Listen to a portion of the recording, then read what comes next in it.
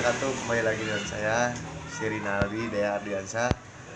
Gua tetap aja di sini tetap di Mega Pluto Jaya Motor. Sebelumnya gue mau flashback nih tentang video lama dan motor-motor gua yang lama.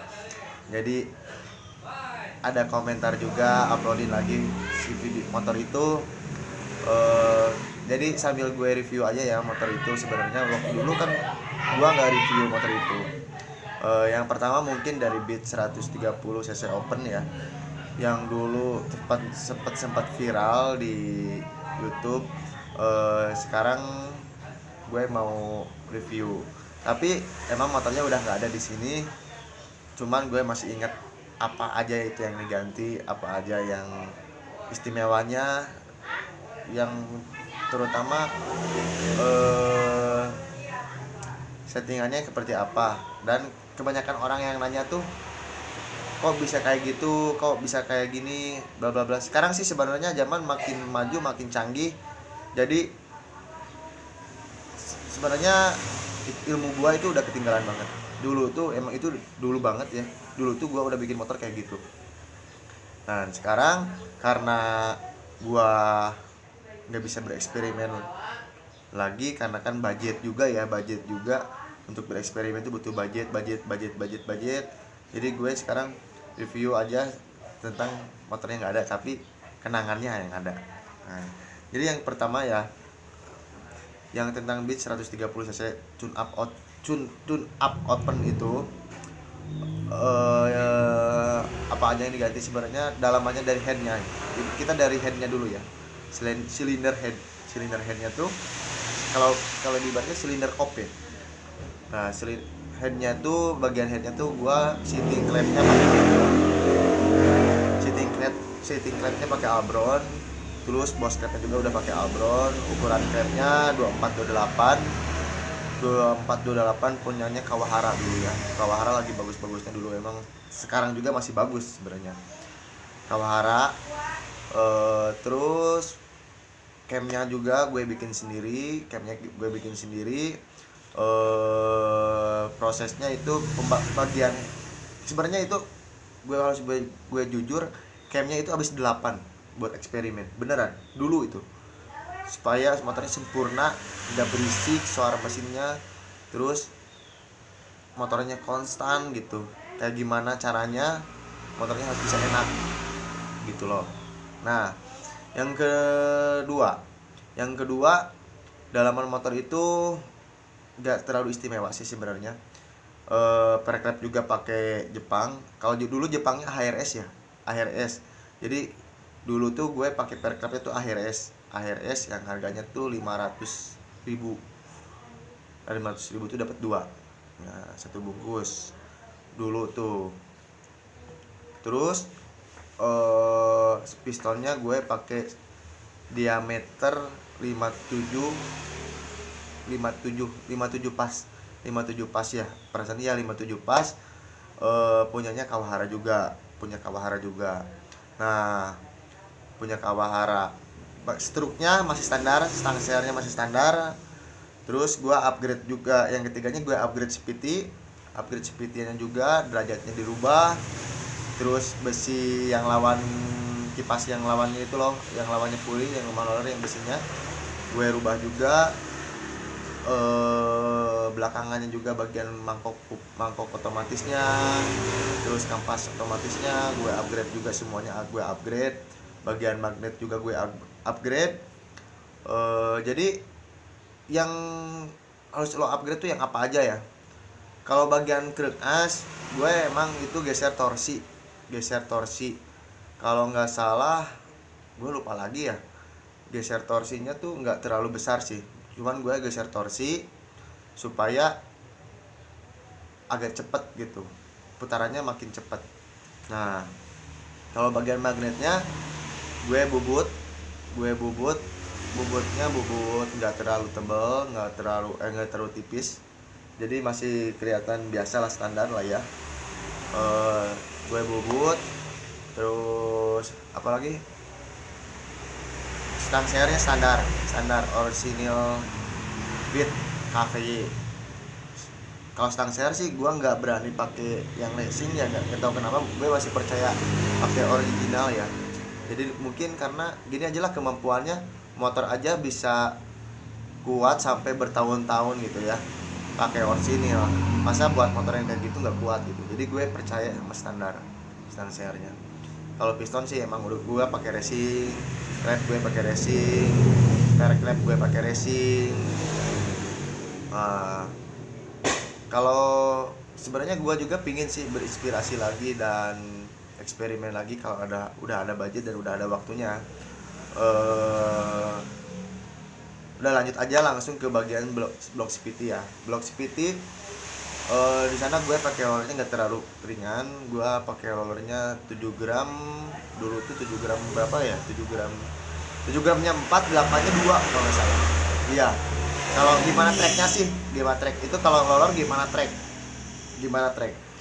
Kalau belakangannya per CVT-nya, per otomatisnya gue pakai 1500 rpm, sama yang per otomatisnya itu yang tiganya itu gue pakai kebalik, yang per CVT-nya gue pakai 1000 rpm, kalau yang per otomatisnya pakai 1500 rpm.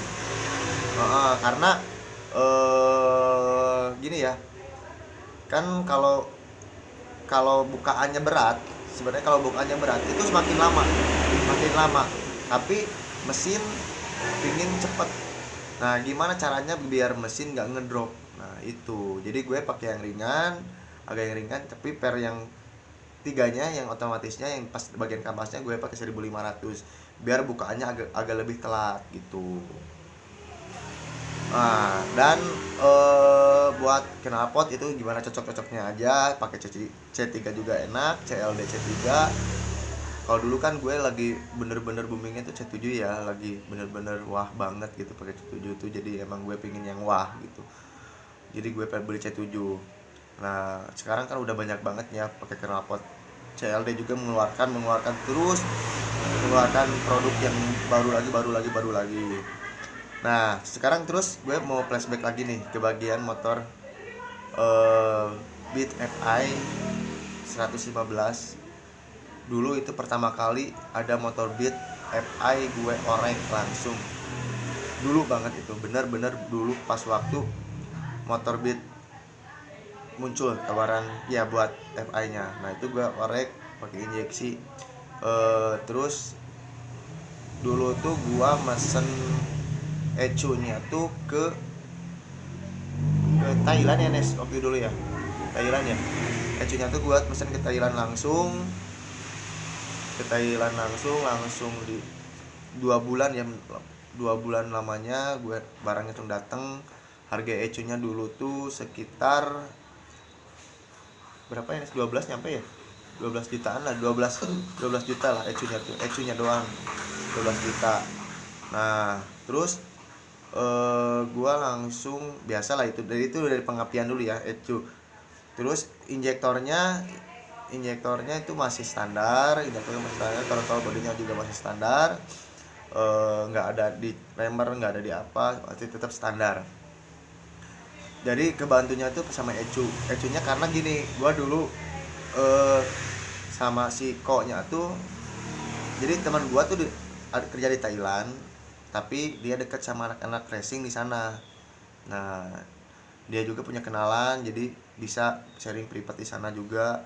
Nah, gue langsung pesen sama dia. Nah, harganya juga gue hampir kaget juga, harganya hampir sama motornya. Tapi emang ECU itu emang benar-benar kuat. Itu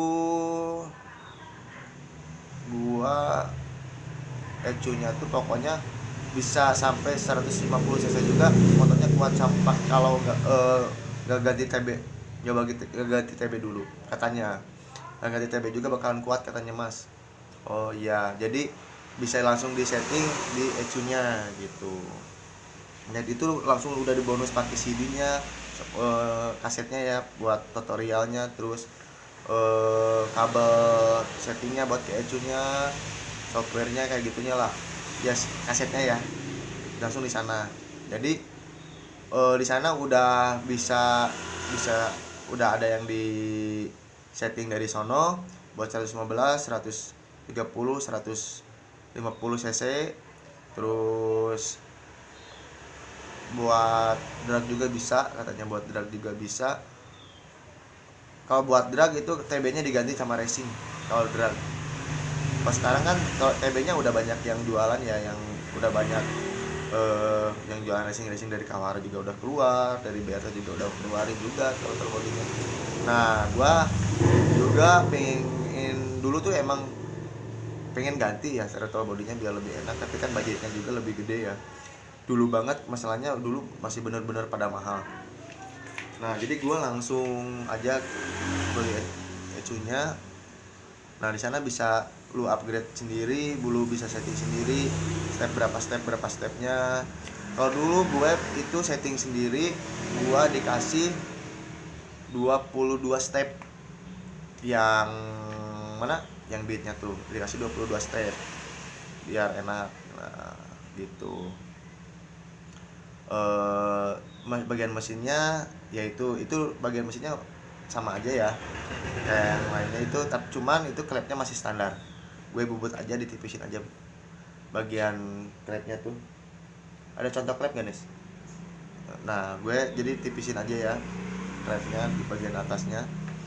Nah, gue tipisin, terus biasalah turun bos klepnya turun, terus shooting klepnya agak mendem dikit, naik turun shooting klepnya kalau nggak salah turunnya 0, berapa lah, nggak terlalu dalam banget.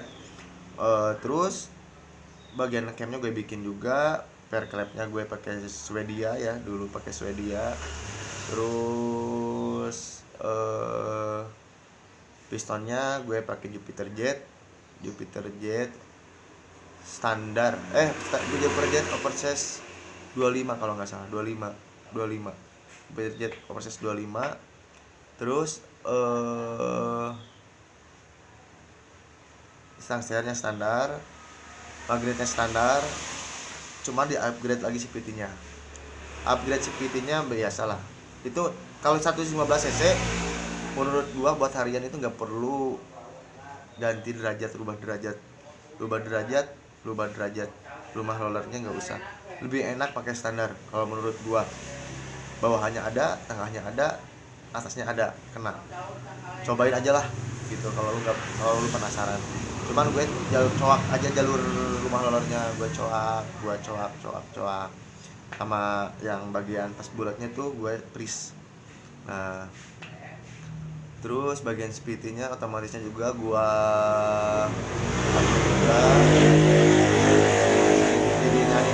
diringanin juga. Terus pakai per otomatisnya 1500, per speednya juga 1500. Jadi motor cc kecil itu pinggirnya tuh belakangnya nyekik banget gitu. Jadi biar powernya keluar gitu. Nah, jadi seperti itulah gue flashback tentang motor-motor lama gue. Jadi semoga aja pelajaran ini bermanfaat buat lo, karena gue juga masih belajar. Kita berbagi ilmu aja di channel gue. Jadi gue di sini salam aja ya. Terima kasih selalu support channel gue, jangan lupa subscribe dan like, dan jangan lupa tombol loncengnya juga dipencet ya. Assalamualaikum warahmatullahi wabarakatuh. Sebelumnya mohon maaf bila ada kata-kata yang tidak berkenan atau agak menyelewang, gue minta maaf. Assalamualaikum.